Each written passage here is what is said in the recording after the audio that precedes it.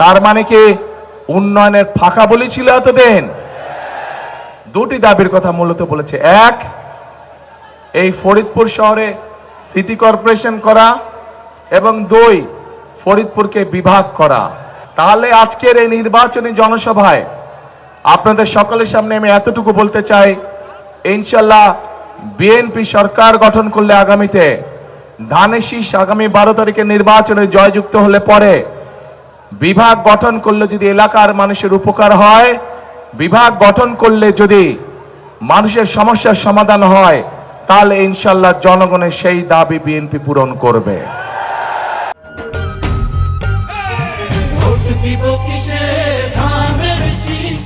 দীর্ঘ 17 বছর আমি দেশে থাকতে পারিনি।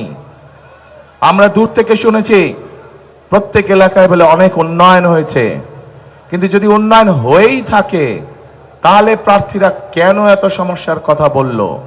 তার মানে কি উন্নয়নের ফাঁকা বলি ছিল এতদিন? আমরা পরিকল্পনা গ্রহণ করেছি বাংলাদেশের প্রত্যেকটি এলাকা, প্রত্যেকটি জেলার বিভিন্ন রকম বৈশিষ্ট্য আছে। সেই বৈশিষ্ট্যগুলো পর্যালোচনা করে সেই এলাকার উপযুক্ত কি কি কলকারখানা তৈরি করা যায়, যে সকল কলকারখানা তৈরি করলে পরে সেই এলাকার মানুষের কর্মসংস্থান হবে, এবং সেভাবেই আমরা গড়ে তুলতে চাই।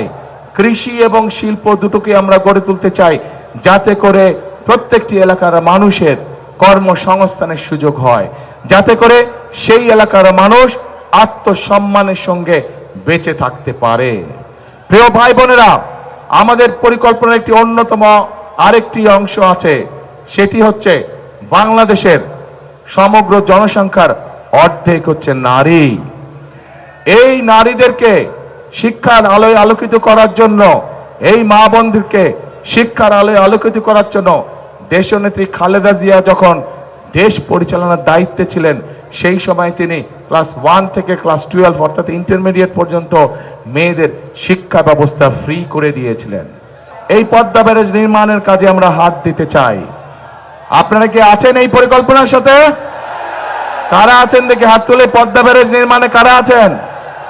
হ্যাঁ, আপনাদের সমর্থন ছাড়া কিন্তু আমরা পারবো না, অর্থাৎ জনগণের সমর্থন ছাড়া সম্ভব নয় কোনো বড় কাজ করা।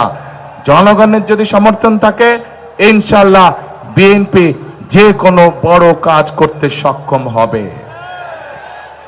এখন প্রিয় ভাই বোনেরা, এই যে আপনাদের সামনে আমাদের দলের পরিকল্পনাগুলো যে তুলে ধরলাম, আপনারা কি মনে করেন এই পরিকল্পনাগুলো যদি কম বেশি আল্লাহর রহমতে আমরা বাস্তবায়ন করতে পারি, তাহলে দেশের মানুষের ভাগ্যের পরিবর্তন হবে?